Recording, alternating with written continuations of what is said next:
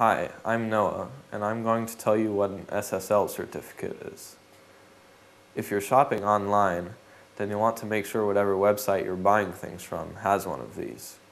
Or basically, if you're transmitting any kind of personal information to a website, you'll want to make sure that they do.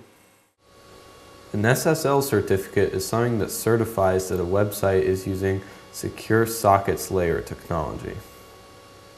This is a way of encrypting data that's sent from a user to a website to protect his information, for example, his credit card number.